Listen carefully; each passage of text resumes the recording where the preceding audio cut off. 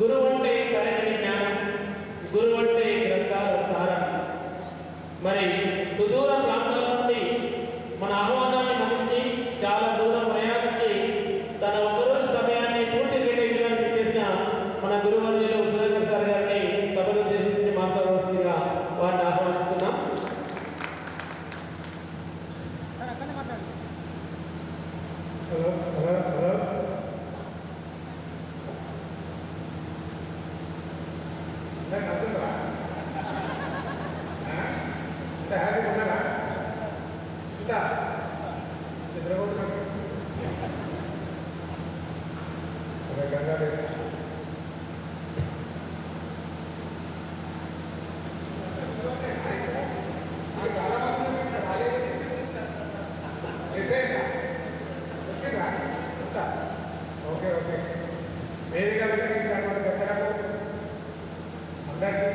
మరియు మా సీని గారికి, మా నర్సయ్య గారికి ప్రత్యేకంగా ఇందులో నుంచి బాగా అయిపోయింది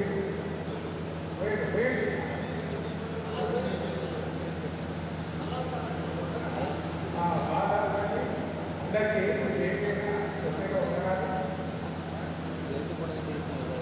ఎక్కడికి వెళ్ళి అంటే వెళ్తున్న స్కూల్ అని అనుకున్నాను. వెళ్తున్న స్కూల్తో పాటు సరదాగా చెల్లు కూడా ఉంటుంది.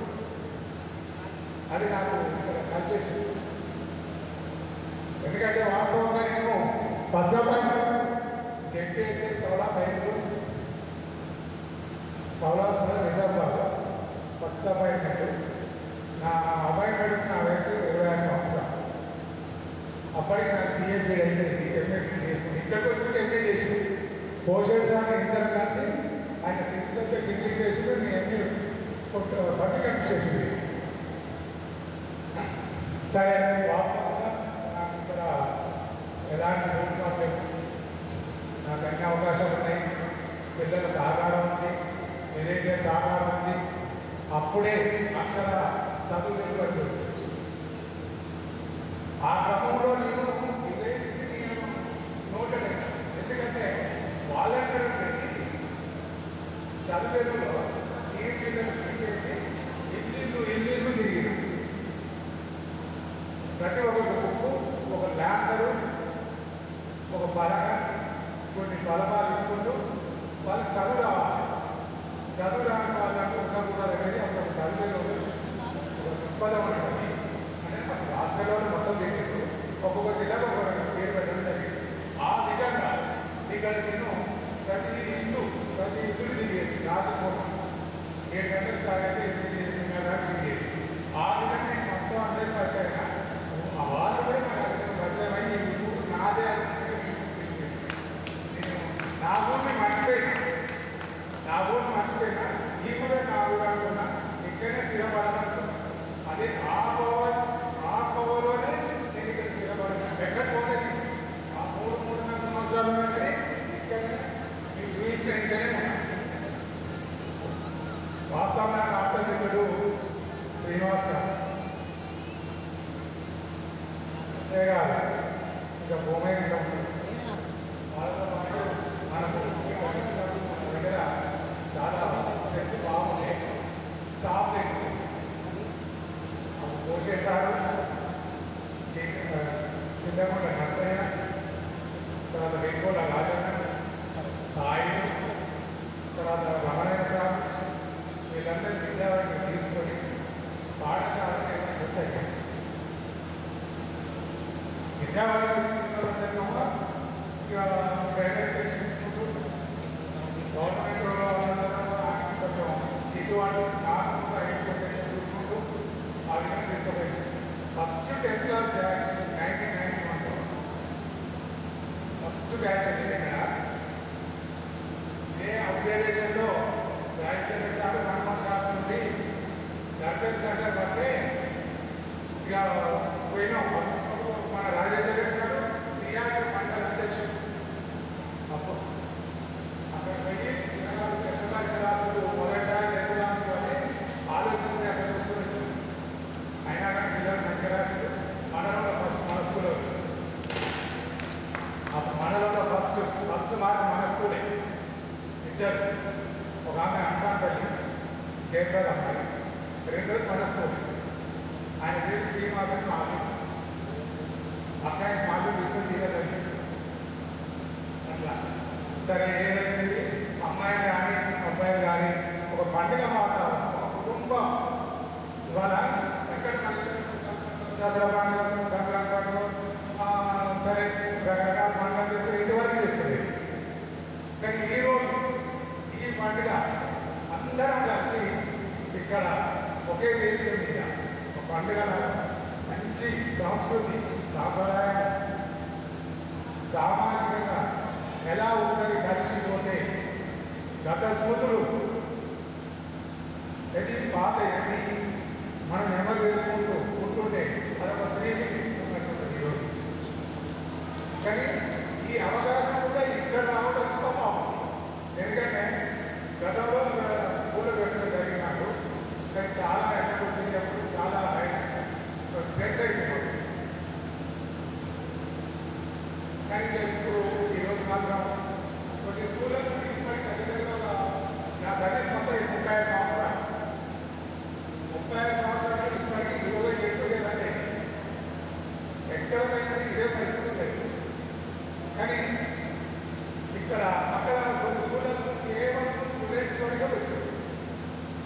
నేను మాట్లాడినప్పుడు నేనే ఒకరు వస్తే మరి ఆడవాళ్ళైనా మన భర్త ఉండాలి, మగవాళ్ళైనా మన భార్య ఉండాలి, వాళ్ళిద్దరు పిల్లలు ఉండాలి, అది పండుగ వాతావరణం. మరి మీరే వస్తూ చేసుకుంటే సంతోషం కాదు కదా. మన ఆస్తులు ఏంటి? మన ఆస్తులు పిల్లలే కదా, డబ్బు సంపాదించిన కాదు కదా. విద్య అనేది దొంగ దోసుకోపోదు, డబ్బు బంగారం కాయం ఇంట్లో దోసుకోపోదు, అది పోయింది. మనం చదువుకున్న జ్ఞానం అనేది మనలో ఉంటే ఎవరు దోసుకోపోతారు? ఎవరు దోసుకోపోతా? ఏ దేశం పోయినా, ఏ సప్త సముద్రాలు దాటిపోయినా కానీ దోసుకోపోయేది ఏం లేదు. మన బాగు కోసం, మన రెక్కలు బాగుంటే, రెక్కలంటే కాదు చేసిన రెక్కలు బాగుంది, మన ఫిట్నెస్గా ఉంటే ఆయన ఎక్కడ పోయినా పడుతుంది, ఏదైనా సాధిస్తాం. అదే మన ముఖ్యం. సరే ఇంతమంది మాట్లాడిన అందరూ మరి కొంతమందిని కొట్టిన, దండించిన, ఎందుకు దండించిన ఎవరు చెప్పలేదు. నేను దండించిన చాలా మంది ఉన్నారు. ఎందుకు దండించిన ఎవరు చెప్పలేదు. రాజాడు, సాయుడు, అరాజుడు, అలా శ్రీరాముడు, వీళ్ళందరూ ఉంటారు. మరి ఎవరు చెప్పలేదు. జీవనం ఉంది, సంతోషం ఉంది, విజయం ఉంది, అందరూ మరి ఎవరు చెప్పలేదు. ఎందుకు దండిస్తారు? తల్లిదండ్రులు ఎందుకు దండిస్తారు? పిల్లలను చదవకపోతే ఇంటి చేయకపోతే మరి పక్కన ఎందుకు దండిస్తారు? చెప్పింది రాయకపోతే, తప్పులు పోతే దండిస్తారు. ఆ దండిన దండన కాదని అప్పటికి మీకు నిర్ణయించింది ఏంటంటే దండన. సార్ నన్ను కొట్టి నేనేం తప్పు నన్ను కొట్టిందని అనుకుంటాం. కానీ అందులోనే తప్పు ఉంది. ఆ తప్పు ఏం చేయాలని గొప్పలు చేస్తారు. సరే మీకు అదోలో అయిపోయింది. అప్పుడు 1992లో ఈసీటీ వచ్చింది. చదువు కార్యక్రమం అంటే పాఠశాలకు 1 to 5th క్లాస్ నేర్పిస్తున్నారు. ఈసీటీ వచ్చింది. ప్రతిరోజు ఉదయం 10 గంటల నుంచి 11 గంటల వరకు బాలనాలు వస్తుంది. బాలలకు సంబంధించినటువంటి క్లాస్ చేసేది. ఈ క్లాస్ పెట్టి అందరికీ కూర్చోబెట్టి చూపించేది. గుర్తున్నదా? పెట్టి నేను ఆన్ చేసి క్లాస్ చేసి మీకు పెట్టించిన ఆ ఇచ్చారు పాటిస్తే ఈ క్లాస్ అంటే పిల్లలకు మంచి తెలివి, జ్ఞానం, నాలెడ్జ్, స్కిల్స్ రావాలని ఉద్దేశించి అప్పటి గవర్నమెంట్ పెట్టినటువంటి స్కీమ్ అది. అప్పట్లో కొంతమందికి ఏం చేసిందంటే ఆ వచ్చిన క్లాస్ మంచి ఉండేది, కొంతమంది రాయకపోయింది. ఎందుకంటే స్కీమ్ ఉంటుంది అందులో. సరే అర్థం రాయడం జరగలేదు. కాకపోతే ఆ గణకులు కొంతమందిలో కొంత మార్పు వస్తుంది. మనం కూడా మన పిల్లలు ఎందుకు పెడతామంటే పిల్లలు బాగుపడాలి, మనమే సరే ఏదో ఒక రంగంలో మన బయట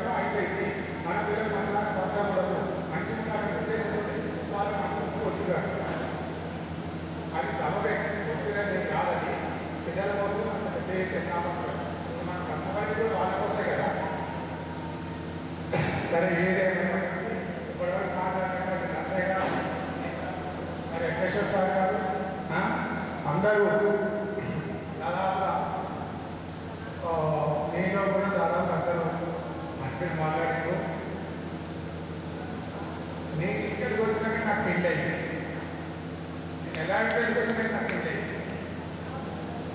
అంటే ఇలాంటి పార్టీ పూజ కాదు ఇక్కడికి వచ్చిన మీరు చేసుకుంటుంది మేము అడిగినాము ఇక్కడనే బాబు ఇక్కడ నేను ఎదిగినాక నడవడం వెళ్ళిపోయాను రాష్ట్రం మరో బాబు మా పెద్దబాబు మోడల్స్ కూడా చేస్తారు చిన్నబాబు రామకృష్ణ హైదరాబాద్ చేసి జాగ్రత్త వాళ్ళు సెటిల్ అయితే ఇక నేను మా నేర కూడా పాలిటెక్నిక్ పక్కన బీఎస్సీ పాలిటెక్నిక్ ఇక్కడ కంటే నేను చేసుకున్నప్పుడు చదువుకుంటా ఎగ్జామ్ కాబట్టి ఇది నా ప్రస్తావన. మీరు కూడా ఫైనల్గా ఒకటే చెప్తారు, మీరు కూడా మీ పిల్లలను ఆలన కావాల చూసుకుంటూ వాళ్ళలో కూడా ఒక రకమైన మార్పు తీసుకొచ్చుకుంటూ రానున్న రోజులు ఎలా ఉంటే మాకైతే తెల్లారి ఆర్థిక పరిస్థితులు ఎలా ఉంటే తెలవదు. ప్రస్తుత పరిస్థితి ఆర్థిక పరిస్థితి ఏం బాగా చేస్తారో మనం చెప్పకూడదు ఇక్కడ, కానీ మనం ఉన్నంతలోనే మన పిల్లలను మన కుటుంబాన్ని మన తల్లిదండ్రులను ఎట్టి పరిస్థితుల్లో మాత్రం అత్తమామను మర్చిపోతాము. నేను కూడా అత్తమామను మర్చిపోలేదు. తల్లిదండ్రులు ఎంతో అత్తమావాలని అనుకోండి. దయచేసి ప్రస్తుత పరిస్థితులు ఇవాళ మనం చేసేదానికి ఎక్కడైనా వెంబడే మనకి క్యూ పెడతాం, క్యూ వస్తుంది వెంబడే. కానీ అలాంటి కాకుండా పిల్లలు ప్రార్థిస్తాం. బంధువులు బంధుత్వం ఫ్రెండ్స్లో ఫ్రెండ్షిప్ పెట్టి సామాజిక ఇలాంటి వాటి మీద నిర్వహిస్తున్నాం. బేటీ ప్రచారంగా అందరూ కూడా అదొకటి. రెండోది ప్రైవేట్ కొట్టు ప్రభుత్వం మన దూరం తీసుకొచ్చేసి పిల్లలలో మన ఊరు మనబడి, మన ఊరు మనబడి, మనబడి మన బస్తి అన్న ఆలోచనతో మనమే చదివించుకొని ఆ డబ్బులు అది పెట్టేవారికి పెట్టుకుంటే మన స్కూళ్ళు మన గ్రామం డెవలప్ అయింది. చెప్పినట్టు మన దగ్గర వచ్చే సాగు దాదాపుగా ఉన్నటువంటి దాదాపుగా ఎక్స్పీరియన్స్ ఎక్స్పర్ట్స్ మొత్తం. కాబట్టి వచ్చిన వాళ్ళకి దాదాపు అందరికీ అమ్మాయిలు అందరూ ఉన్నారు. నాకు ఎక్కువ అనిపించింది అబ్బాయిలు ఎక్కువ అనిపించింది. ప్రస్తుతం అయితే సరే ఏదైతే వాళ్ళకు కూడా ఒక సజెషన్, పిల్లలు కష్టపడాలి, అందరూ మంచిగా చదువుకోండి. నాకు ఇచ్చినటువంటి అవకాశం అందరికీ నేను తిరిగిన ధన్యవాదాలు ముగిస్తున్నాను. మన న్యూస్ పేపర్ న్యూస్ పేపర్ మన స్కూల్లో రావడం tennis court ball badminton court కూడా మీరే ఏమి చేస్తారు ఫస్ట్ మన స్కూల్లో. ఇవన్నీ కూడా జరుగుతాయి సార్. దాదాపుగా మిమ్మల్ని చూసుకుంటే మీరు ఎక్కడ టీవీలో ఎక్కడ దూరైన ఇంటిగా తిరిగేది గుర్తుందా మీకు? అక్కడ తిరిగేది ఇవన్నీ తిరిగేది మా టీవీలో చూసుకుంటుంది సార్. అవన్నీ గుర్తున్నాయి సార్. ఎందుకంటే సార్ ఫస్ట్ మేము పెళ్లికి పంపిస్తాం తినడం, మేము పెళ్లి చేస్తున్నాం సార్. అప్పుడు మీరు అందరూ రాబోతున్నారు, మగవాళ్ళు అంటున్నారు. ఈ సాధనతో కలిసి తినడం ఒక ఎగ్జైట్మెంట్ ఫీల్ అయిన స్థలాల్లో పంపిస్తాం అంటే మీ పేరు పంపిస్తాను. ఇక్కడ పెళ్లి మనందరం పైన okay. Thank you sir. Thank you. మీ అమూల్యమైన సందేశం థ్యాంక్ యూ సార్.